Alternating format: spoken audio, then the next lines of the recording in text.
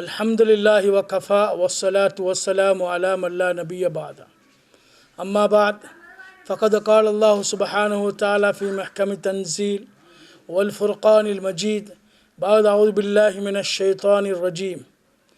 பிஸ்மில்லாஹிர் ரஹ்மானிர் ரஹீம். இன்னா அன்ஸல்னாஹு ஃபீ லைலத்தில் கத்ர் وما أدراك ما ليلة القدر ليلة القدر خير من ألف شهر تنزل الملائكة والروح فيها بإذن ربهم من كل أمر سلام هي حتى مطلع الفجر. صدق الله العظيم. وقال النبي صلى الله عليه وسلم تحروا ليلة القدر في الوتر من العشر الأواخر من رمضان. صدق رسول الله صلى الله عليه وسلم. அன்பான நேர்களே, அன்பிற்குரிய இஸ்லாமிய நெஞ்சங்களே, அல்லாஹ் சுப்ஹானஹு வ தஆலா எம் மீது கொண்ட பேரன்பின் காரணமாக, இரக்கத்தின் காரணமாக ஒரு வலுப்பமான ஒரு மகத்தான மாதமாம் புனிதமிக்க இந்த ரமலான் மாதத்திலே அல்லாஹ் சுப்ஹானஹு வ தஆலா நல்ல விடயங்களை கேட்பதற்காகவும் பேசுவதற்காகவும் அல்லாஹு தஆலா நம்மவர்களுக்கு நல்லருள் பாலித்திருக்கின்றான். அல்ஹம்துலில்லாஹ். அந்த அடிப்படையிலே அல்லாஹ் சுப்ஹானஹு வ தஆலா அவனுடைய அடியார்களாகிய எம் மீது எத்தனையோ கட்டளைகளை, கடமைகளை அல்லாஹு தஆலா விதியாக்கியிருக்கின்றான்.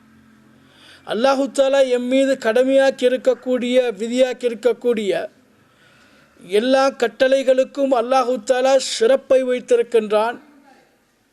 இருந்தாலும் எல்லா கட்டளைகளை விடவும் ஒரு சிறப்பு மிக்க ஒரு கட்டளையாக அல்லாஹு தஆலா இந்த ரமலான் மாதத்துடைய நோன்பை அல்லாஹு தஆலா ஆக்கி வைத்திருக்கின்றான்.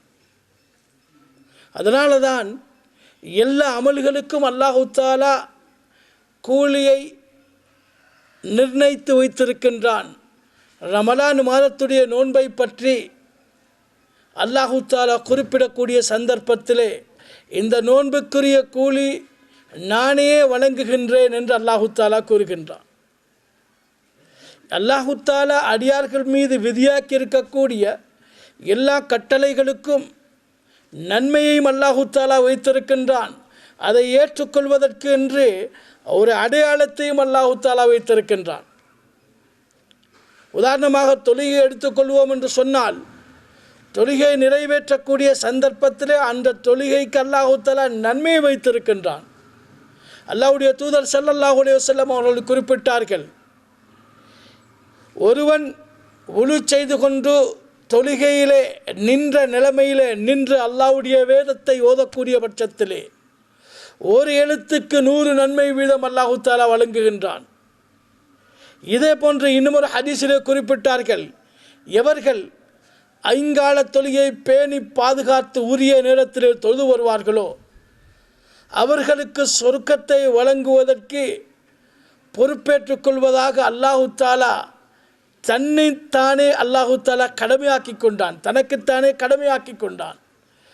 உரிய நேரத்திலே தொழுகை நிறைவேற்றும் பொழுது அந்த மனிதனை சுவனத்திலே நுழைவிக்கக்கூடிய பொறுப்பை அல்லாஹ் ஏற்றுக்கொள்கின்றான்.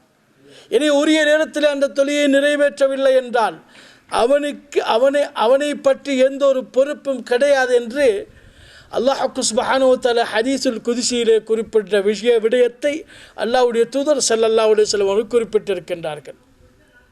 அந்த அடிப்படையிலே தொழுகைக்கு இவ்வாறு ஏராளமான நன்மைகள் வழங்கப்படுவதை நாம் பார்க்கின்றோம், ஏராளமான சிறப்புகள் வழங்கப்படுவதை நாம் பார்க்கின்றோம். இதே போன்று இந்த தொழுகையை ஏற்றுக்கொள்வதற்கென்று ஒரு அடையாளத்தை அல்லாஹு தஆலா வைத்திருக்கின்றான்.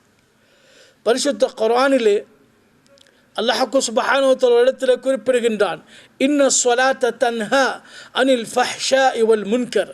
நிச்சயமாக தொழுகை என்பது மானக்கேடான செயல்களையும் இறைவன் வெறுக்கக்கூடிய செயல்களையும் தடுக்க வேண்டும். இறைவன் வெறுக்கக்கூடிய செயல்களை தொழுகை தடுக்கவில்லை என்றால் அந்த தொழுகை தொழுகையாக மாட்டாது. உதாரணமாக பார்க்கலாம், ஒருவன் ஐங்கால தொழுகையை தொழுகின்றான், தொழக்கூடியவனாக இருந்து கொண்டு அவன் மதுபானத்தை அருந்துகின்றான். ஒருவன் தொழுகின்றான், அவன் விபச்சாரத்தில் ஈடுபடுகின்றான். ஒருவன் தொழுகின்றான், அவன் இசையை ரசிக்கின்றான். இவ்வாறு அல்லாஹ்வுடைய கட்டளை நிறைவேற்றி கொண்டு, இந்த தொழுகையை நிறைவேற்றி கொண்டு இந்த மானக்கேடான செயல்களை அவன் செய்யக்கூடிய பட்சத்திலே அந்த தொழுகையாக மாட்டாது. அந்த தொழுகைக்கு வாக்களித்த நன்மைகள் வழங்கப்பட மாட்டாது. ஏன் தெரியுமா? அன்பான நேயர்களே, நாம் ஒரு விடயத்தை புரிந்து கொள்ள வேண்டும். ஒவ்வொரு அமலையும் ஏற்றுக்கொள்வதற்கு அல்லாஹ் இன்னின்ன அடையாளம் என்று ஒரு அடையாளத்தை வைத்திருக்கின்றானே, அந்த தொழுகை மானக்கேடான செயல்களையும் இறைவன் வெறுக்கக்கூடிய செயல்களையும் தடுக்கவில்லை என்றால் எவ்வாறு அல்லாஹு தாலா வாக்களித்த அந்த நன்மைகள் நமக்கு கிடைக்கும்? இதே போன்று ஜகாத் இருக்கின்றது. ஜகாத் என்றாலே தூய்மைப்படுத்துதல் என்றுதான் அர்த்தம் கொள்ளலாம். அந்த அடிப்படையிலே ஜகாத்தை நிறைவேற்றுவதன் மூலமாக என்னென்ன நன்மைகளை அல்லாஹ் தஆலா வைத்திருக்கின்றான். ஒவ்வொரு கட்டளையிலும் 2 தன்மைகளை அல்லாஹ் வைத்திருக்கின்றான். ஒன்று நன்மை வழங்கப்படுகின்றது, அடுத்ததாக அதை ஏற்றுக்கொள்வதற்கு ஒரு அடையாளத்தை அவனுடைய வாழ்க்கையிலே அவனுடைய செயல்களிலே அல்லாஹ் தஆலா வெளிப்படுத்துகின்றான். தொழுகை அங்கே மானக்கேடான செயலை தடுக்க வேண்டும். அந்த மானக்கேடான செயல் அவனுடைய வாழ்க்கையிலே விடுபட்டு விடும் என்றால் அந்த தொழுகை ஏற்றுக்கொள்ளப்பட்டது என்பதற்குரிய அடையாளம். இதே போன்று ஜகாத்தை எடுத்துக்கொண்டால் அந்த பணம் தூய்மையானதாக ஆக வேண்டும், பரிசுத்தமானதாக ஆக வேண்டும். அப்பொழுதுதான் அல்லாஹ் தஆலா அந்த ஜகாத்தை ஏற்றுக்கொள்வான். ஜகாத் என்று சொல்லும் பொழுது பணத்திலே மாத்திரமல்ல, தங்கம், வெள்ளி, இதே போன்று வியாபார பொருட்கள், தானிய வகைகள், கால்நடைகள், இவைகளிலே ஜகாத் இருக்கின்றது. எனவே இந்த ஜகாத்தை நிறைவேற்றுவதன் மூலமாக என்ன நன்மையை அல்லாஹ் தஆலா வைத்திருக்கின்றான்? ஒருவன் ஜகாத்தை நிறைவேற்றும் பொழுது ₹1 ஒரு பணம் என்று இருந்தால் அந்த பணத்திலே ₹1 1,00,000 நன்மை அல்லாஹ் தஆலா வழங்குகின்றான். இதே போன்று அவனுடைய பொருளாதாரத்தில் அல்லாஹ் தஆலா வளர்ச்சியை ஏற்படுத்துகின்றான். அல்லாஹ்வுடைய தூதர் ஸல்லல்லாஹு அலைஹி வஸல்லம் அவர்கள் குறிப்பிட்டார்கள், மா நகஸ மாலுஹு, அவனுடைய பொருளாதாரத்தில் குறைவு ஏற்படாது, அல்லாஹ் தஆலா அபிவிருத்தியை ஏற்படுத்துவான் என்று. மிஷ்காத் என்ற கிரந்தத்தில் ஒரு ஹதீஸ் வருகின்றது.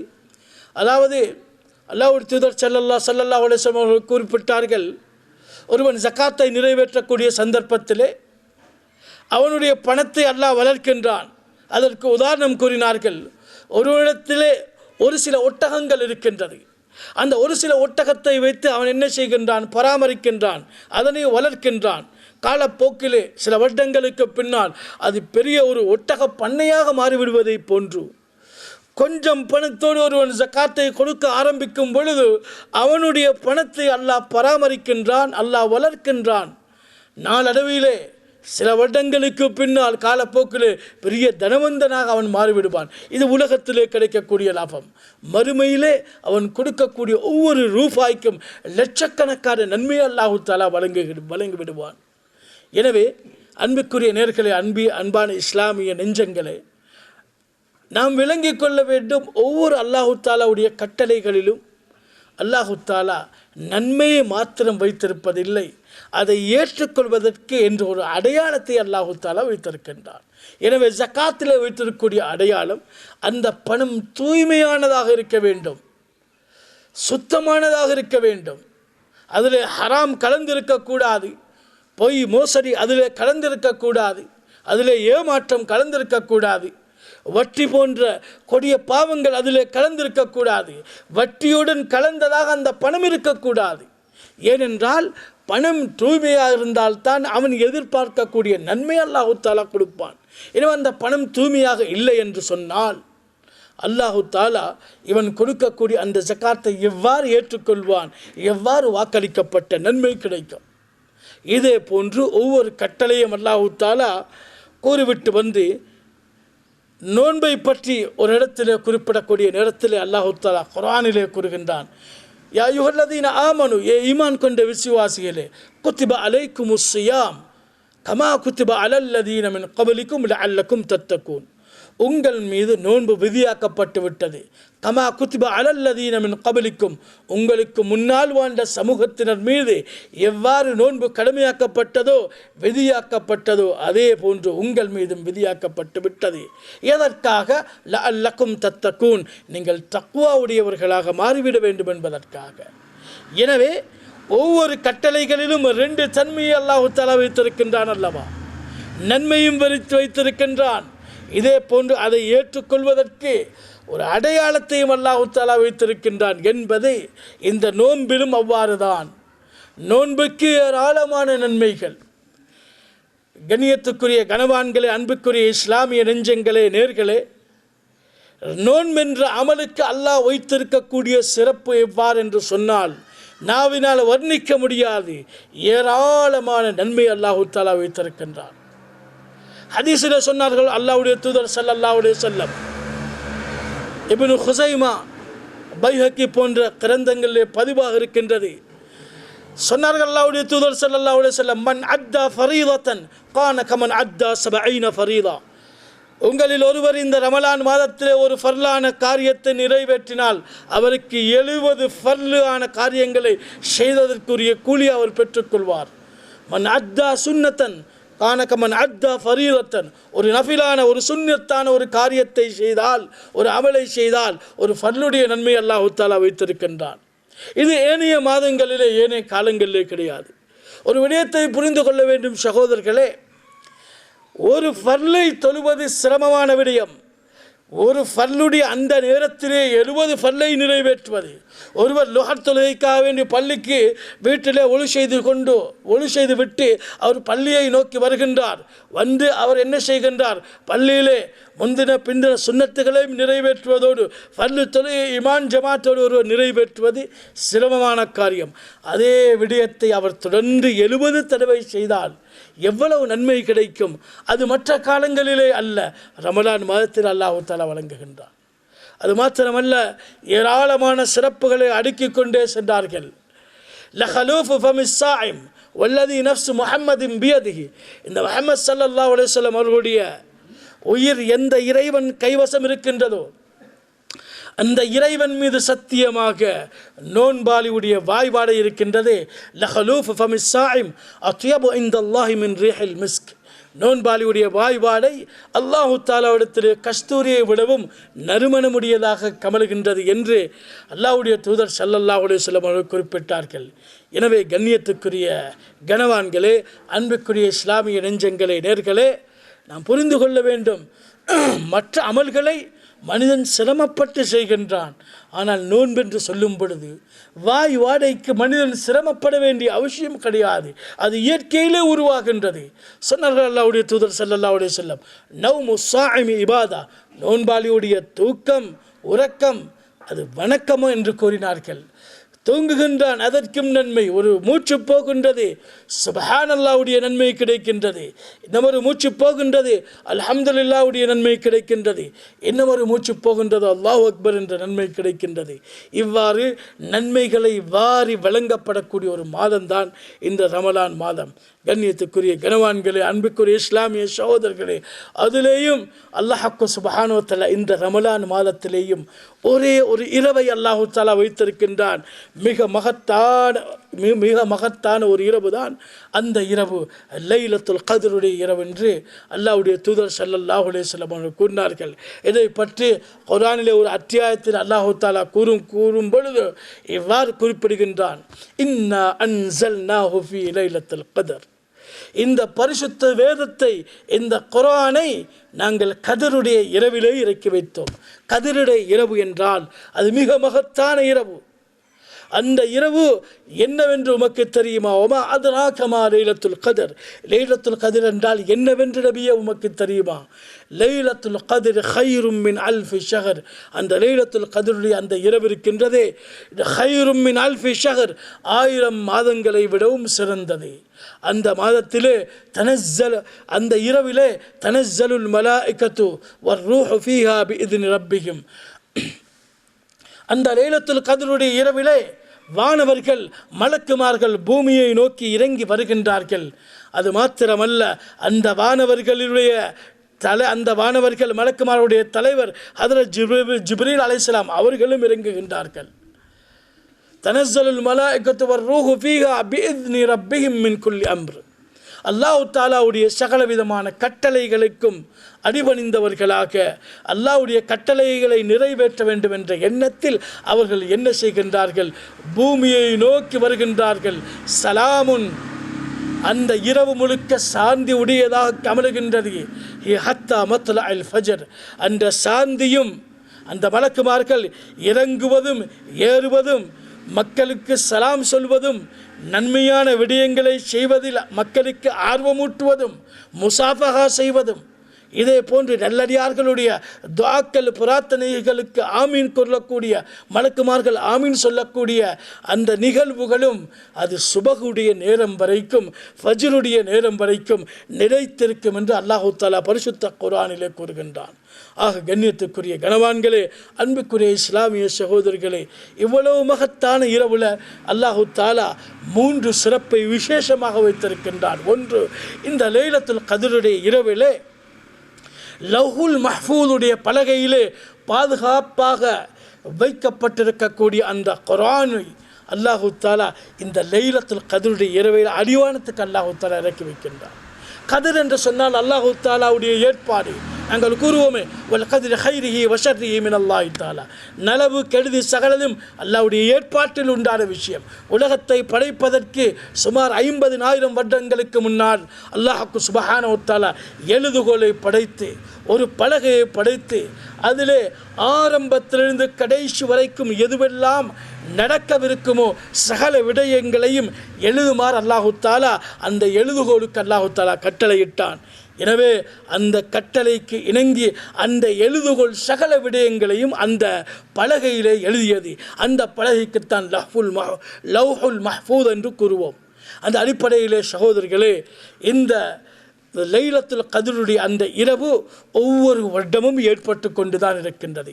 எனவே அந்த அடிப்படையிலே அந்த லவ்ஹுல் மஹ்ஃபூலில் இருந்த அந்த பலகையில் இருந்த அந்த பரிசுத்த வேதத்தை குர்ஆனை அல்லாஹ்வுடைய தூதர் ஸல்லல்லாஹு அலைஹி வஸல்லம் அவர்களுக்கு அல்லாஹ் சுப்ஹானஹு வ தஆலா இந்த லைலத்துல் கத்ருடைய இரவிலே இறக்கி வைத்தான். அதாவது அந்த 7 வானத்துக்கு மேலால் லவ்ஹுல் மஹ்ஃபூலில் இருந்த அந்த பரிசுத்த வேதத்தை குர்ஆனை அல்லாஹ் தஆலா அடிவானத்துக்கு லைலத்துல் கத்ருடைய இரவில் அல்லாஹ் தஆலா இறக்கி வைத்து நபி ஸல்லல்லாஹு அலைஹி வஸல்லம் அவருடைய அனுபவத்துக்கு பின்னால் அந்த 23 வருட கால வாழ்க்கையில் சந்தர்ப்பத்துக்கு தோதுவான விதத்திலே ஆயத்துக்களை அல்லாஹ் தஆலா இறக்கி வைத்து கொண்டிருந்தான். ஆக கண்ணியத்துக்குரிய கனவான்களே, அன்புக்குரிய இஸ்லாமிய சகோதரர்களே, இந்த வேதம் இறக்கி வைக்கப்பட்ட ஒரு இரவு, பரிசுத்த குர்ஆன் இறக்கி வைக்கப்பட்ட ஒரு இரவு இந்த ரமலான் மாதத்திலே இருக்கின்றது.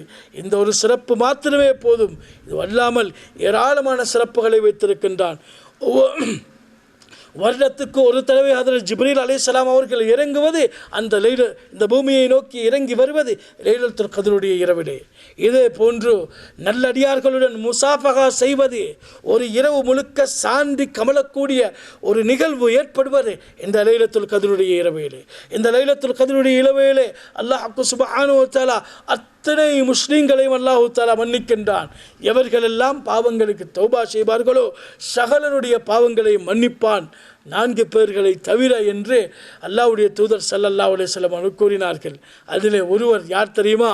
தொடர்ச்சியாக மது அருந்தக்கூடியவன், 2ஆம் அவன் பெற்றோர்களை நோவினை செய்யக்கூடியவன், 3ஆம் அவன் அதாவது முஸ்லீம்களுக்கு அநியாயம், முஸ்லீம்கள் மீது பொறாமை கொள்ளக்கூடியவன், அதாவது 3வது காத்தி ரஹமின் உறவினர்களை துண்டித்து வாழக்கூடியவன், 4ஆம் அவன் அதாவது முஸ்லீம்கள் மீது பொறாமை கொண்டு மக்களுடன் பகைமை உண்டுபடுத்தி வாழக்கூடியவன் என்று அல்லாஹ்வுடைய தூதர் ஸல்லல்லாஹு அலைஹி வஸல்லம் அவர்கள் கூறினார்கள்.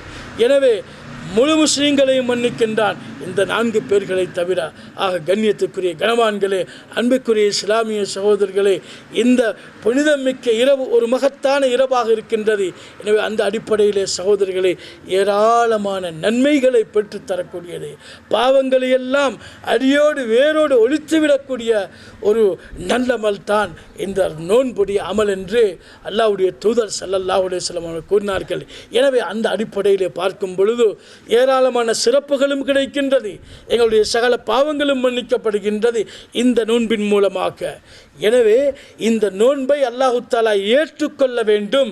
அந்த நோன்பை ஏற்றுக்கொள்வதற்குரிய ஒரு அடையாளம்தான் வாழ்க்கையிலே தக்வா என்ற ஒன்று உருவாகுவது. எப்படி தொழுகை ஏற்றுக்கொள்ளப்பட வேண்டும் என்றால் அது மானக்கேடான செயல்களை தடுக்க வேண்டும், இறைவன் வெறுக்கக்கூடிய செயல்களை தடுக்க வேண்டும்.